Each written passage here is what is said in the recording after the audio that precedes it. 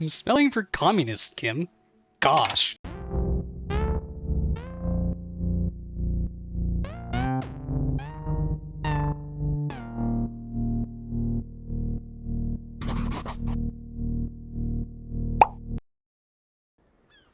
Okay, so what do we do now?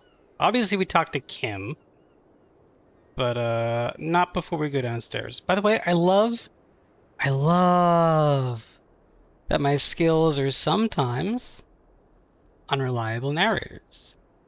Just it's another little. It makes you want to have this perfectly balanced character that you probably can't have. First thing I'm going to do, frankly, is I'm going to steal the speed bottle since I've been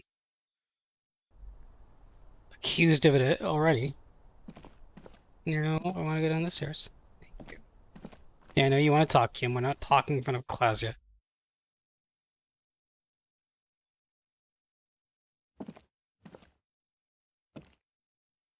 Yes, open the door, please. And get the speed. This medicine cabinet is stocked with drugs, plus an old toothbrush, and...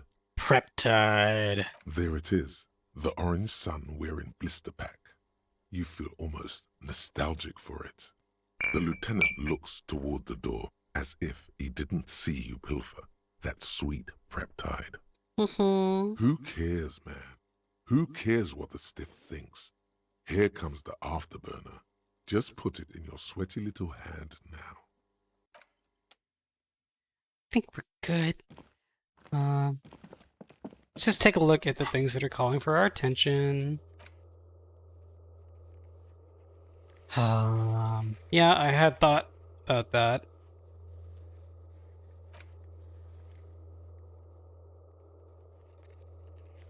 So after Kim goes to bed,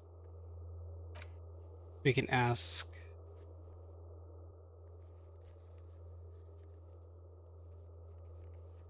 Yeah, so after Kim goes to bed, we can deal with these two things.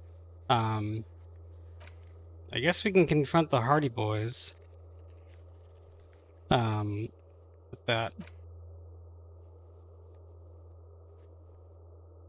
The only other idea I have is basically recanvassing, you know?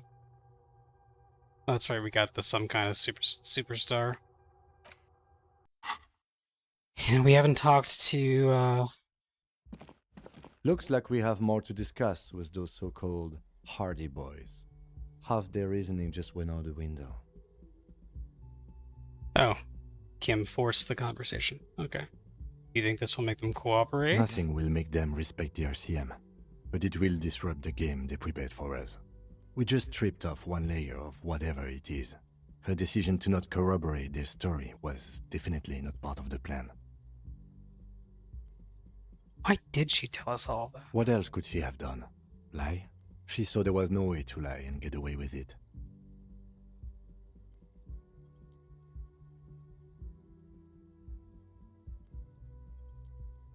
I have reason to doubt my ability to see through her lies. If not you, then me. It was a smart move from her. That's fair.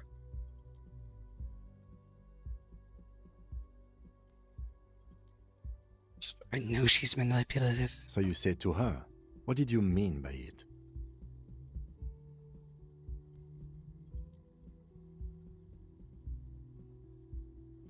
It's super weird for my character to be like acknowledging that there are skills.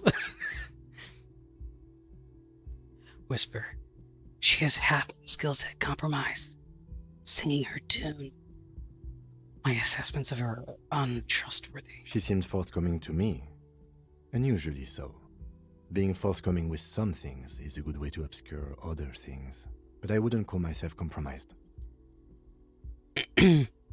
Well, I am. Anyway. I am not easily swayed by young women. But on the other hand, the best liars are candid. And she was candid. The lieutenant seems oddly sure he is not compromised. Not psychologically, at least. Is it hubris? If I just met him, I might think so, but... Anyway, we should move. I suspect our investigation will bring us back soon enough. I suspect so as well. So I'm starting to feel like we've gotten a lot done. We found out a lot of things, but because this is a good mystery, it's still not totally clear how close we are to the truth. And like I said, I feel like we're running out of time. But it's 10 o'clock.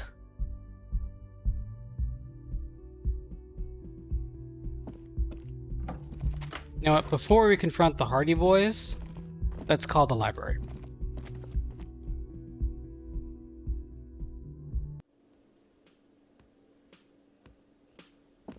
I have no idea what they're doing here still. You know what? I can never actually talk to this guy, can I? It's just a bark. Yeah.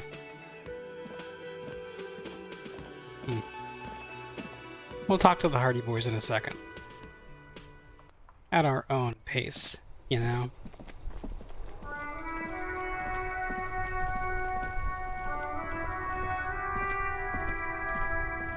Inside, you see a set of steering levers, a radio microphone, a pull-out toolbox, and the soft glow of the fuel preheater gauge.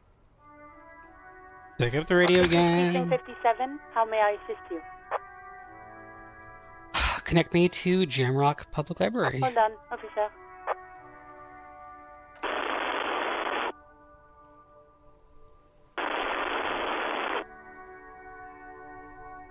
Delightful. I've got Central Jamrock Public Library on the line, and I've already introduced you to their librarian. Connecting the call in 2, 1. Yes, this is Central Jamrock Public Library here. How can I help you, officer? He sounds worried, yet ready to assist. This is how people get when the police call. That's fair. I'm looking for any information that you can provide on Billie Majan, a reader. Billie Majan, you said. Give me a moment, I'll have to check our database.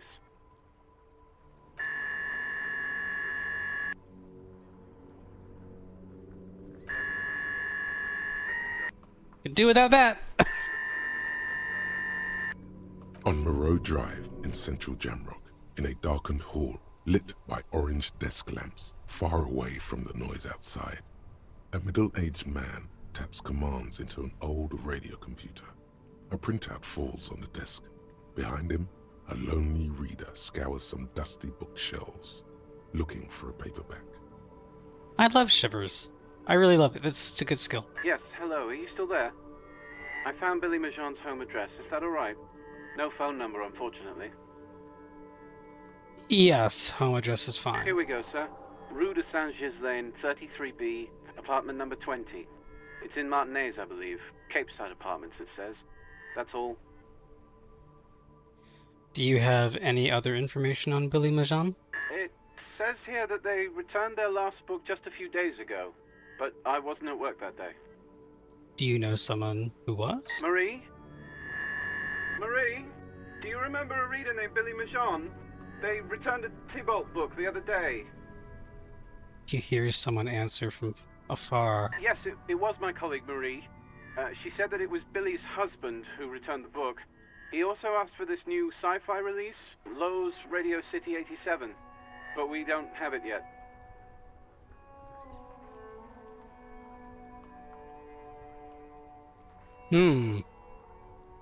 So Billie Majan is a woman, not a man.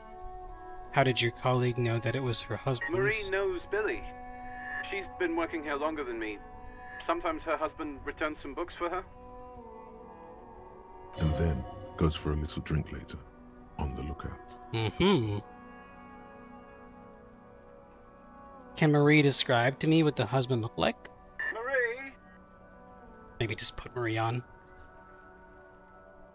She said it was an older man, and that she's pretty sure he'd had a drink or two the last time she saw him. And what was he wearing? 1 second. Just get Marie. Sorry, Marie wasn't really paying any attention to that. Do you know the husband's name? Sorry, no. Marie only knows him by sight. Thank you. That's all from me. I have no other questions. Happy we could help. Goodbye, officer. The librarian hangs up, and the call gets redirected back to the station with a soft click. Anything else you need from me?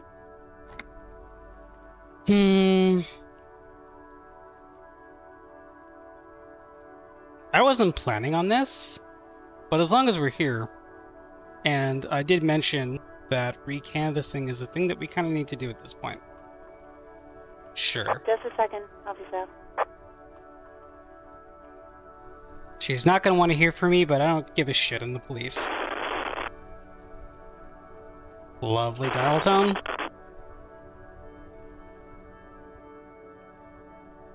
It's a good reminder to turn down my headset volume so you don't get any echo. Sylvie Malaika on the line for you, officer. Yes, hello? Hey, Sylvie. It's the police again. Oh, great. What else do you need, detective?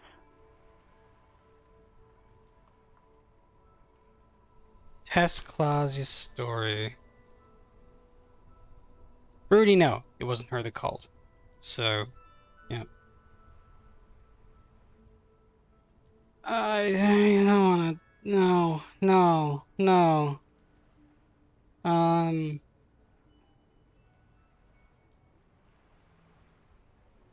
Just to make it worth my while to have done this, I'm gonna do this again. Was it you that called the police? No, not me.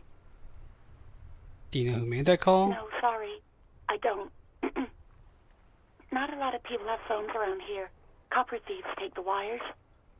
People don't have the money to have the cables put in again. They use the Union's phone, or the one on the coast.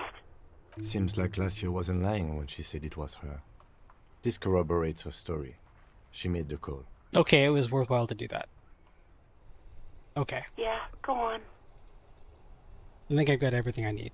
Thanks. You hear the call breaking up on the other end of the radio, and then the already familiar voice. Anything else I can help you with, officer? I'm done with the radio for now. 57th, over and out. In the cabin, you see a set of... We good there? We'll take care of these gutter punks at some points.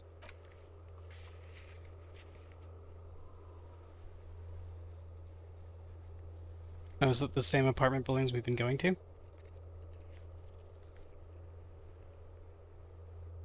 Yeah, let's take care of this.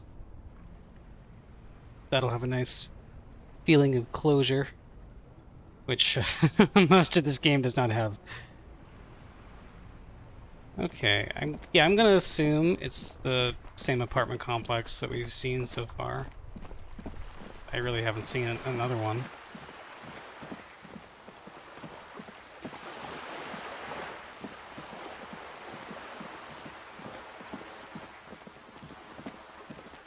This is near, Joyce. Oh, hey. There. Do you smell that? Smell what? Can you not detect that inimitable whiff of dissatisfaction and restlessness, that sense that the world is in need of dramatic, even violent reordering? It's the artist. Close your eyes and take a deep breath. What do you smell? The first thing that strikes you is the overwhelming brine. You imagine yourself underwater, a 100-legged arthropod scuttling along the murky silt at the bottom of the sea. But then the unmistakable reek of seagull shit hits you, buoyed along on the air currents, an acrid melody atop mouldering cords of wood rot and heavy fuel oil. The writing! Oh, I will never be this good. Everything in order, detective? The lieutenant gives you a quizzical look. Not for the first time. Not for the last time.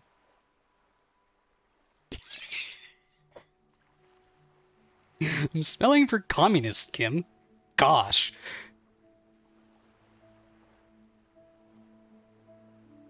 I'm just taking in the morning air. Like a normal detective. Yep. There's a lot to take in, isn't there? The lieutenant wrinkles his nose.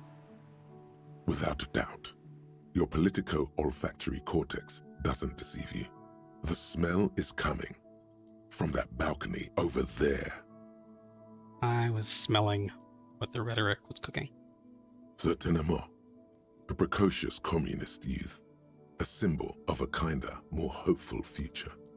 Now's your chance to establish contact with your revolutionary brothers and sisters. Kim is gonna love this. A chance to establish contact with the future. What a beautiful, terrible thought. Well, okay. Yeah, I think this is the apartment building. I'm pretty sure. So... Okay, cool. We've got a couple of things that we can do. Let's... On the assumption that I'm right, and this is the apartment building we need, we'll go find apartment number 20. And give, Billie Majon the unfortunate news. And we can go talk to Cindy and begin our route to make sure that the communist future is 0.0002% complete.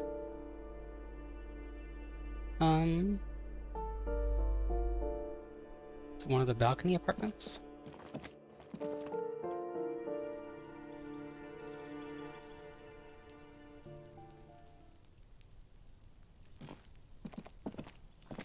It must be this. A weathered brown door. The number reads 20. Something smells good. Soup à l'oignon. Don't know what that is, but The lieutenant motions to you to go ahead and knock. get the fuck on with it, Harry. This is the door. You already know it's the right door. This is going to be so hard. Yeah, it's not gonna be easy. Get yourself together. It's just police work. It's police work. But it's not just police work. Don't knock! Just leave! You don't need this! You don't need to sad it up! Look, horrific necktie.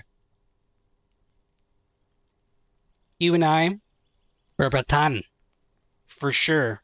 But, why don't you sit this one out?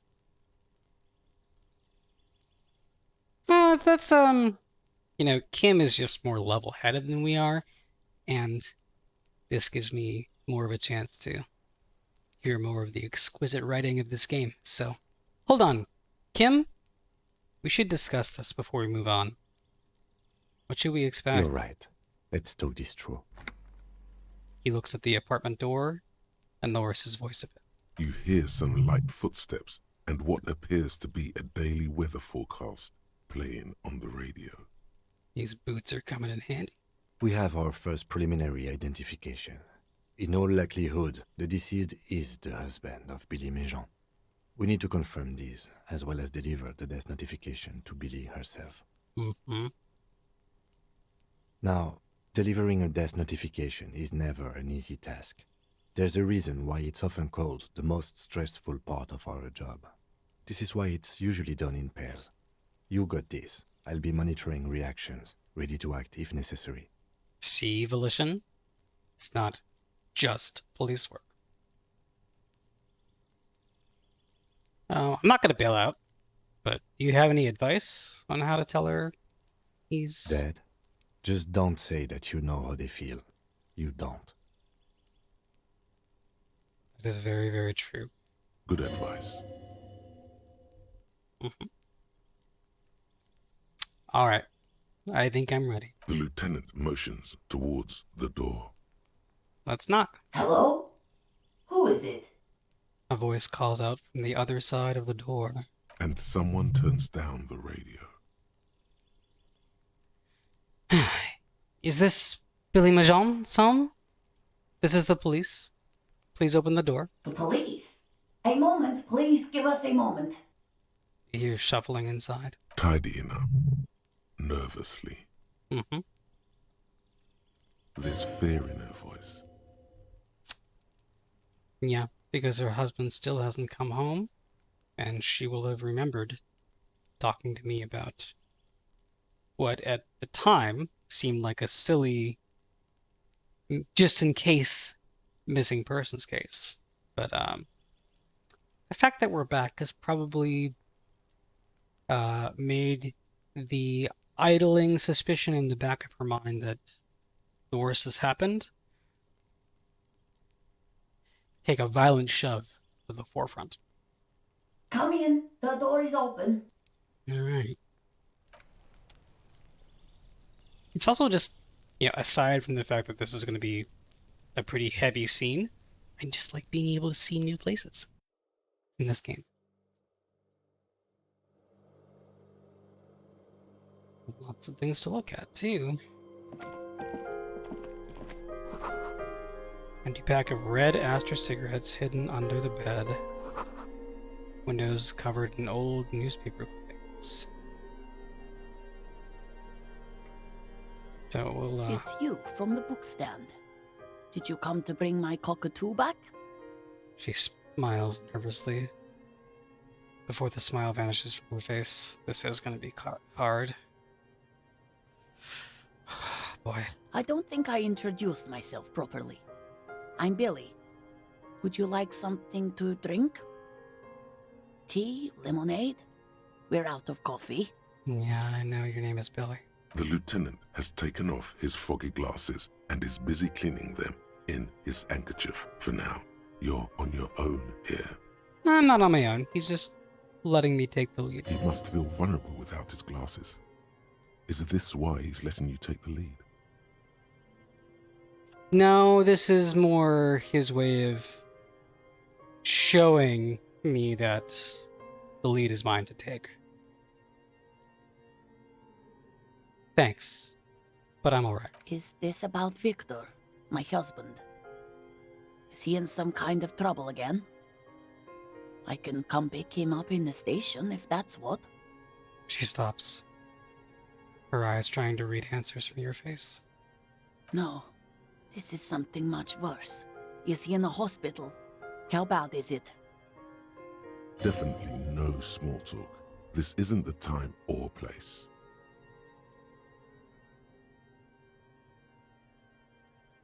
No. So, how have you been? Definitely no small talk. This isn't the time or place.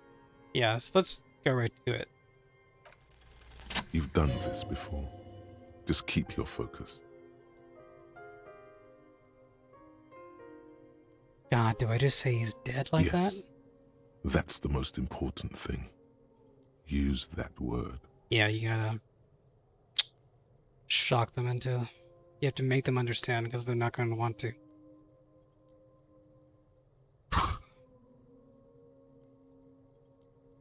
Ma'am, I'm very sorry to say, but your husband, Victor Majan, was found dead on the Martinez boardwalk. What did you say?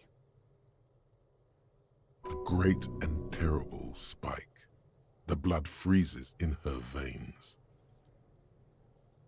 Your husband, Victor Majan, is dead. I'm very sorry for your loss, Mil. I am a sorry cop after all. Oh, Oh. She touches her neck. Eyes pale like pearls in seawater. oh. But he was just... She looks at the kitchen table. Her 2 cigarette butts are still in the ashtray. But he was just here. Alive. Yeah. We understand this comes as a huge shock.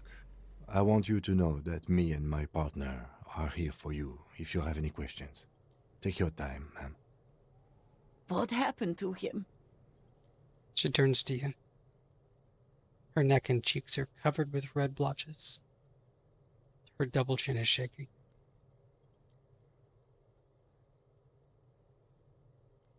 And this is what me and Kim believe, so I'm not gonna open up the door for speculation.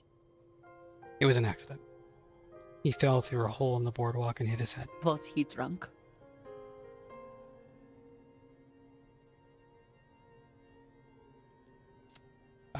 This is the softer way to say yes, so alcohol may have played a role. I see. And you just found him there, lying in the cold. How long had he been there? If you say 2 days maybe, it will be etched in her mind forever.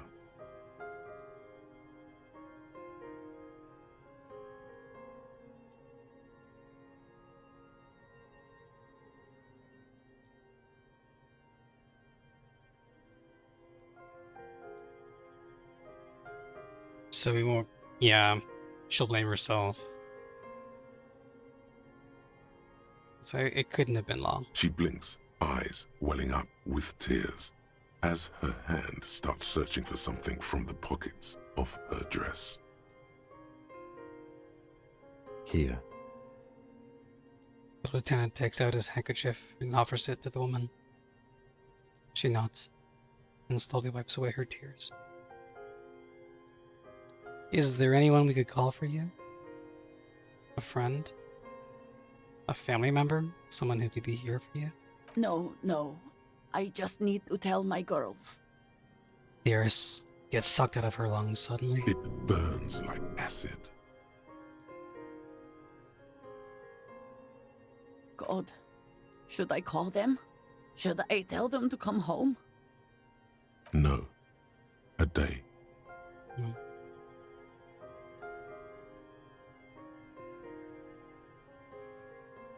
There wasn't even a check for that. No. Take a day to recover. You'll be better prepared when they come home tomorrow. Good. That's probably the right thing. Thank you. She nods, but with a wretched expression. She can't take much more. Her stomach is churning. Soon she will have to go to the bathroom and scream. Just tell me, what do I need to do next? Where is he? Can I see him? Hopefully, Kim knows the answer to this. We've taken him to the city morgue. The local coroner will be contacting you shortly to arrange the funeral.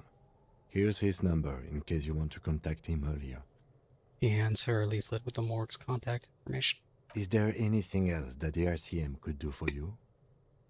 No, I'll call you if something comes up.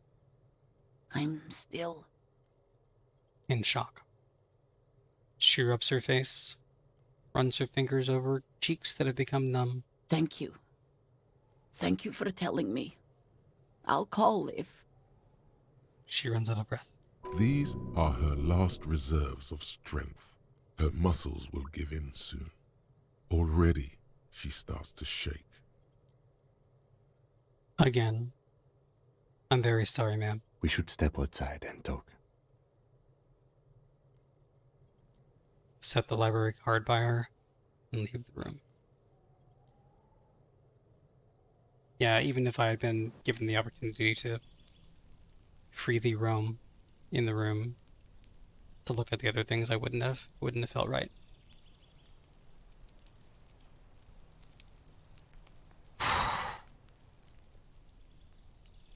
Bravo. Disco Elysium. This was a side story. This was not required. But it was very well done. Very heart-touching. And in a strange way, makes me more invested in the case. In getting this right. In the fight between the harbor and the wild pines, because now I have this really intimate connection with a member of the community. Maybe that isn't so strange after all. You did well. The lieutenant says, as soon as you've left the apartment. The balcony feels cool and quiet. The stunning view over the district. Not bad for 4 apartments.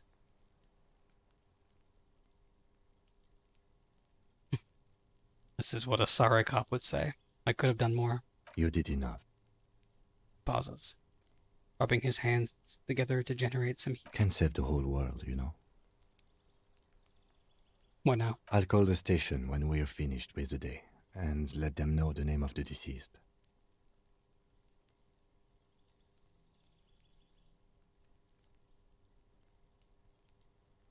What about Billie and her kids? They'll manage. Suppose they'll have to. They have to. It's not your place to live their lives. Felician and I are in total agreement, it seems.